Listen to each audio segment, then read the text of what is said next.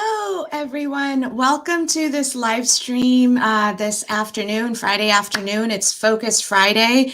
And today we are going to be talking about, can people of color be racist? Before I get into that, I just want to apologize for jumping in a little bit late. I had some technical difficulties, which caused my computer to crash. So I wasn't able, I had to restart and do all of that. So I truly apologize for the delay.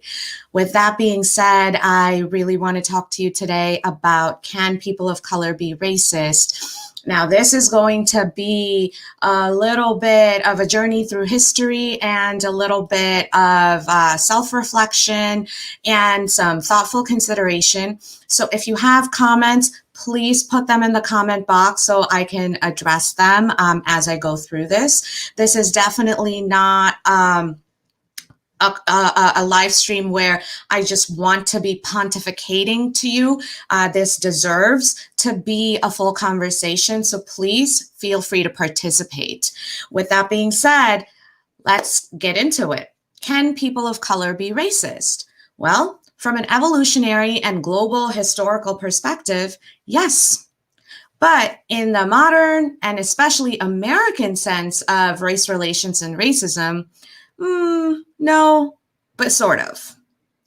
That's a short answer. So to unpack all of this in the longer answer, we need to look at what race is and how it plays into stereotypes, prejudice, discrimination, and our neurological processes. And we're actually going to start with the neurological processes. And after that, I'll get back to racism and racists with this very soon. So pin that thought in your mind, but let's start with the idea of race. So we know that race is a man-made, arbitrary social construct based on visible markers of difference. We know this because genetically speaking, we are more like people from other races than we are with our own race again. But our brains are what we call natural cognitive misers. They like to do as little work as possible to process information. Why?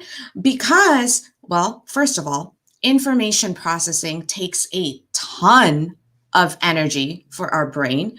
And second, we constantly receive a deluge of information, a constant bombardment of information through all of our senses, and our brains somehow have to figure out what information is relevant, what is not, how to process all of it, where to process all of it, where to store all of it, how to retrieve all of it, and it's a lot of work. So if we have to function in any capacity in this world, our brains have to cut corners. That's the bottom line. Hence, they are cognitive misers. They try and do as little work as possible, and they try and automate, just like we're all trying to automate our lives and automate our systems and our processes to make our lives easier. Our brains do the same thing. Automation is not a new concept. Our brains automatically classify everything around us. They build schemas based on our personal makeup. Our brains do, when I say they, build schemas based on our personal makeup and our experiences. And everyone who fits into these schemas or blueprints goes into one bucket. And everyone who doesn't fit in goes into other buckets. Now, evolutionarily speaking, this helped us because it allowed us to distinguish between friend and foe, between potential kin and potential killer, and between predator and prey way back in the day. So over time, but now, okay, race is not the only arbitrary social construct. I 100% admit to that. But since we're talking about racism, let's keep it restricted to race and bring in some other pieces as and when they're needed. But the focus is going to be on race. So over time, we use the social construct of race to create our tribes and our groups, our in groups and our out groups, those who are like us and them.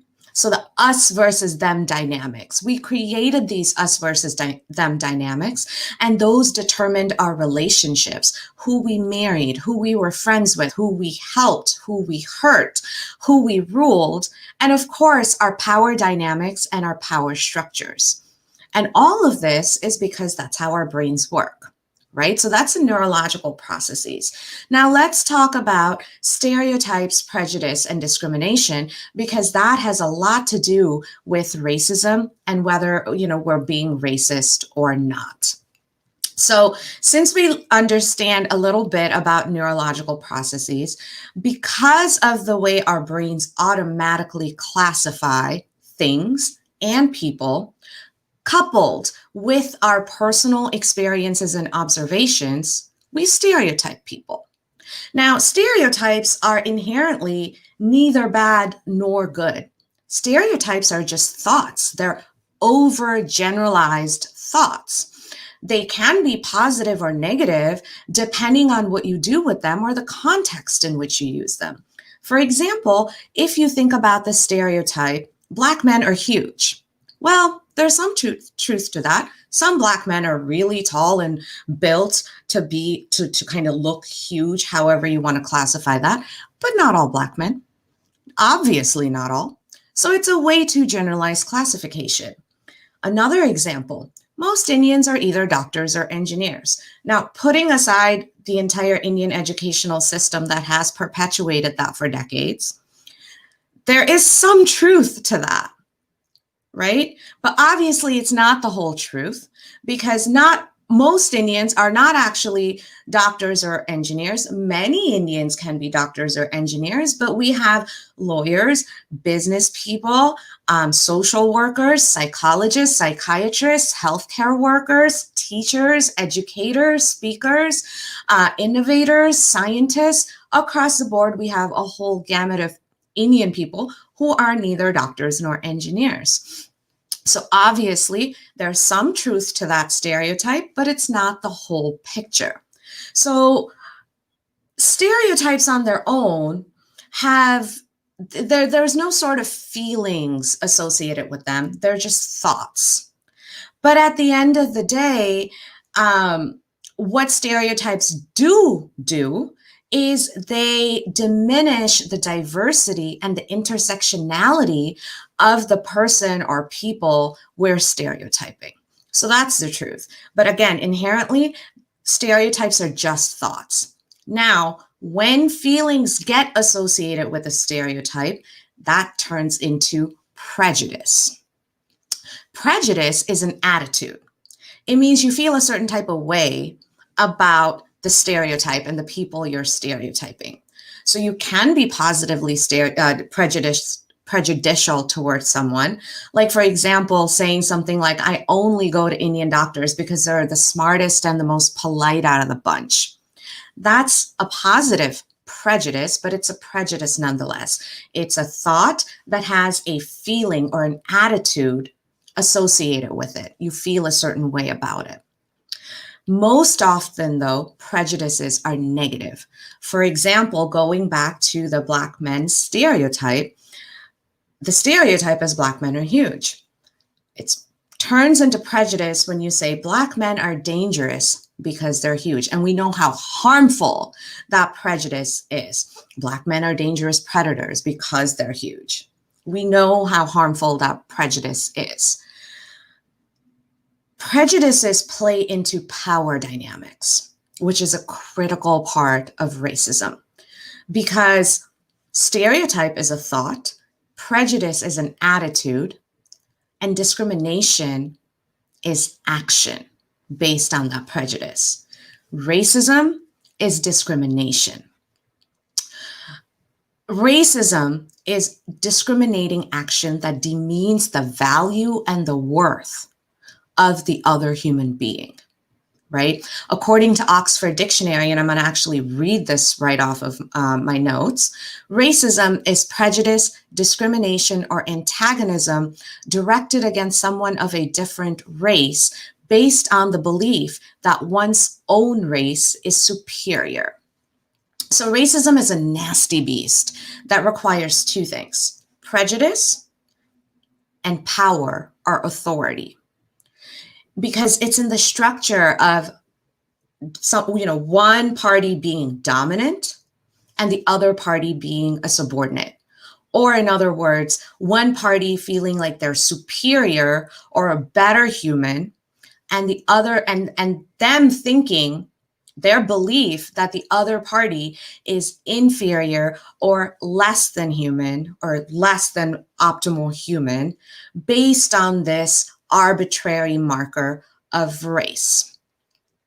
So the dominant person then has the authority, the resources, the power, and the capacity to minimize the worth and the value of the subordinate or the inferior person in the form of rules, laws, policies, procedures, protocols, and so on. That's literally what racism is. So now, who can be a racist, right?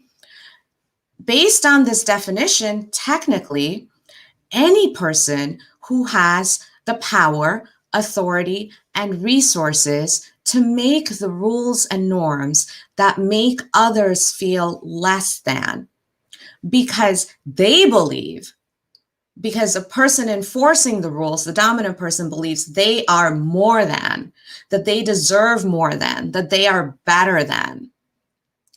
Anybody who perpetuates that, anybody who enforces those types of laws or rules or protocols is a racist. So when you look at it this way, it's easy to see that globally, anybody can be a racist because at the end of the day, race is an arbitrary social construct. So depending on what part of the world you're in, the definition of race is different, right?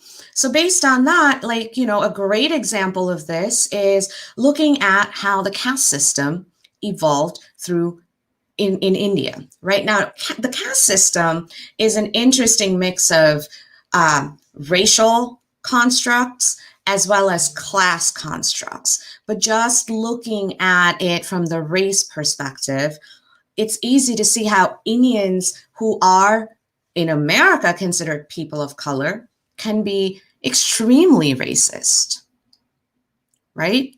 And in that same sense, Indian Americans can be extremely racist because, again, it boils down to the idea of who has the power and the resources to make the rules, and are they making those rules to benefit them because they believe they're superior than others.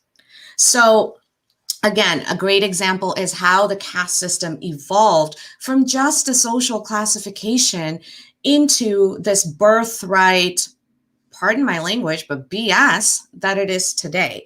Now, to unpack the history of the caste system and to really get into it, that would take multiple hours. So I'm not going to do that here. But if you are interested in learning about it, please don't hesitate to contact me and I can definitely point you in the right direction and at least give you the resources that I used to learn about it in the course of my dissertation. But let's get back to racism. Many rulers and conquerors over history were racist because they believed in their superiority and they went and conquered those that they felt were inferior to them, that they felt they could use as tools, right, for their benefit, that they wanted the supreme authority over others. A great example that we all know that's directly relevant to racism in America and systemic racism in America are the colonial British. The colonial British totally believed that they were hugely and unquestionably meant to rule the world because they were better than everybody else on this planet. They truly, truly believed that.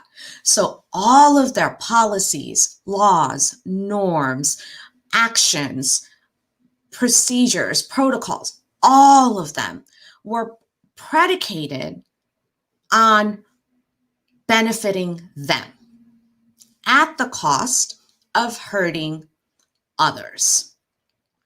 others that they believed were inferior to them, and in some cases, even less than fully human. And this belief of their superiority turned into a strategy that helped them conquer almost the entire world at one point. It turned into the entire global colonial empire. Heck, they even came up with a catchy phrase to implement this strategy tactically called divide and conquer. And this divide and conquer created the British Raj in India, the East India Company.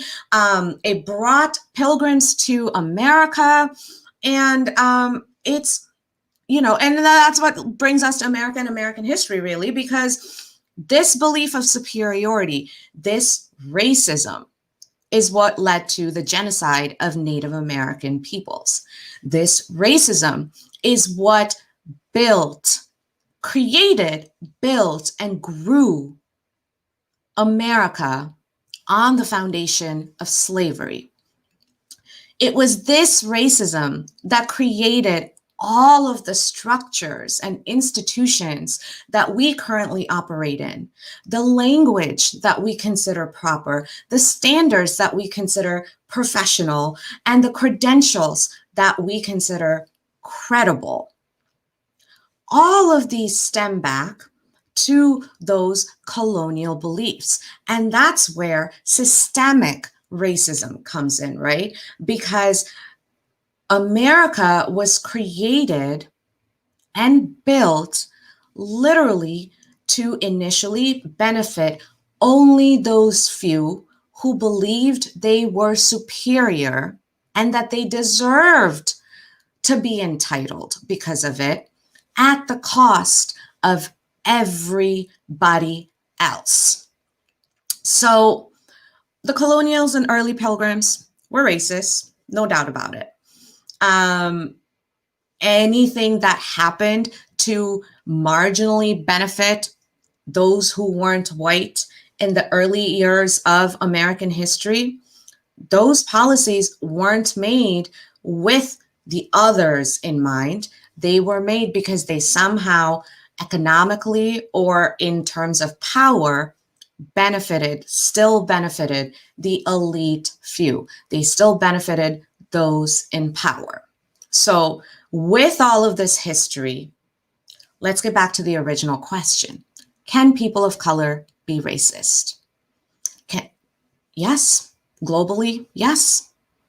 Can people of color in modern day America be racist? No, but sort of, yes. And I'm going to unpack that. People of color in modern day America can't actually be racist because we still operate in the same colonial structures that take away our power and our voice. Heck, most Americans don't have the authority to make and enforce rules, so most Americans can't be racist for this reason. But, however, we can still perpetuate racism by operating in the ways that we've all been conditioned to keep reinforcing the same structures that benefited only the few historically and still continue to benefit only the few. When we operate in these structures that we've been conditioned to operate in, all we're doing is reinforcing the same power dynamics. In doing so, we are perpetuating racism, right? And that brings me, I'm going to use a really kind of horrible example here, but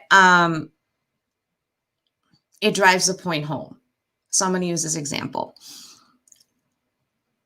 It's like when a pedophile grooms one of their targets to keep bringing them more targets, right? And turns that original initial target into the middle person.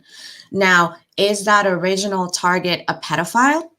I don't know. but are they perpetuating pedophilia because they continue to bring victims to the pedophile because they've been conditioned and brainwashed to do so? Absolutely.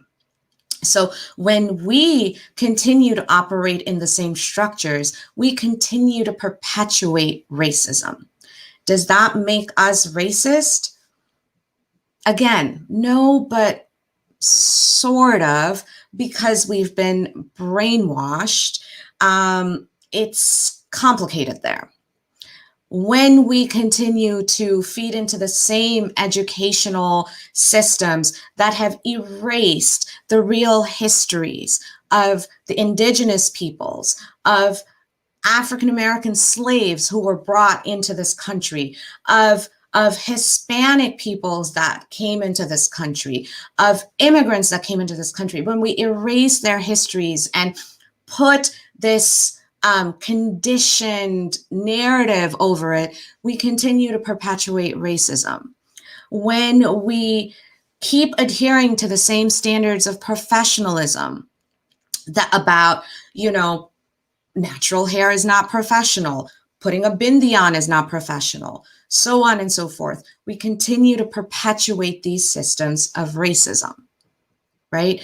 When we talk about how proper English is the only way to go, and we tell people to go back to their country because they can speak another language, we are perpetuating racism.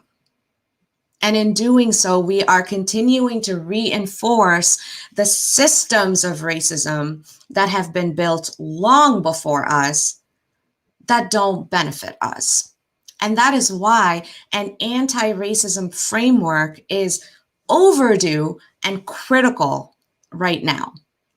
Now, many of my friends in the space, consultants and coaches, when they talk about this anti-racism framework, they talk about it in the context of decolonizing your mind, to break free of this conditioning, to understand how these power dynamics are not benefiting the majority of us now, and that these power dynamics have to change. Our societal structures and our institutions have to change so that they can be more inclusive in meeting our needs fairly. That's what an anti-racism framework is in a nutshell. There's a lot more to it, but it literally is about shifting the power dynamics to make power more fair across the board. Now, like I said, again, many of my friends in the space call it decolonizing your mind. Me, I call it reclaiming your inner power, because the truth of the matter is that all of us actually have this power within us, because we're born with that power as human beings.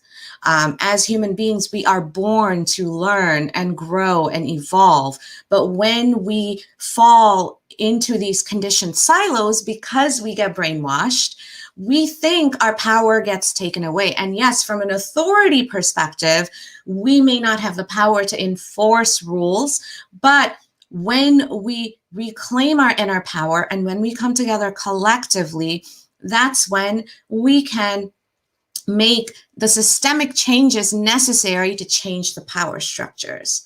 So for me, it's all about reclaiming our inner power and taking back control over our voice and our lives so that we can amplify our voices together and make this collective change that is so critical and necessary right now, which is also, why I am so excited to tell you guys today about the Shakti framework. Now, Shakti, or the Shakti line of coaching in AJ Rao, which is my business, right? Shakti is an ancient Sanskrit word for inner fire. Shakti is considered to be the core or the seat of our consciousness and our conscientiousness, right? And we all have the Shakti within us, because it's not just about the energy, right? It's not just about reclaiming that energy for yourself. It's about channeling that energy proactively to benefit you and others around you, to where when you benefit, when you rise up, it's not at the cost of putting others down, that you don't rise up on over other people's bodies, to put it really graphically. So that's really what Shakti is about utilizing that energy and channeling it into power, into the core of our consciousness and our core of our conscious. Now, Shakti in AJ Rao actually, the reason it has an anti-racism framework is because I firmly believe that for us to be anti-racist and for us to make these changes in ourselves and in the systems around us, there has to be a synergy of heart, aspirations, and knowledge to transcend and then to impact.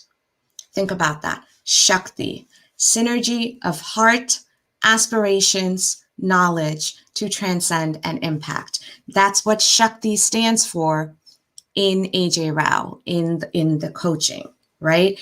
And when we tap into this Shakti, when we bring our emotions, our dreams, and our knowledge into alignment, we go from passively living to actively thriving. Now, the entire program has, again, been built on an anti-racism framework so that we can work together to create these changes within you and within the groups around you and within the communities around you. So please make sure you text. I have a free guide that talks about the framework that I know helped me, because this was the same guide, this was the same framework I built that helped me reclaim my inner power, decolonize my mind, if that's what you want to call it, and really think about my purpose and my social impact and how I, even as an individual, just one person, can make a tremendous amount of impact in my life and in the lives of those around me. So really, it comes down to your inner fire and reclaiming that and using that and channeling that toward social impact, toward conscientious leadership, toward inclusive actions, and most importantly, toward addressing equity, fairness for everybody. Right? So make sure you text me. Text Inner Fire to 411-321, or if you are international or a Sprint subscriber, please text Inner Fire to 1-909-741-1321. And it's going to ask you for your email address where we can send you this PDF. Now, once you give us your email address, please make sure that you check your spam or promotional folders, because depending on your email system, it may go into your spam or promotional folders. That's where you'll receive this guide, which has the framework. And the framework has some very useful questions and tips to get you started on your journey to reclaim your inner fire. And on top of that, if you're interested, I have created group coaching and training programs, which you will see the link to in the guide. And these are monthly programs with no minimum, no maximum restrictions, none of those, that are really affordable at our launch special offer. They're only $79 a month.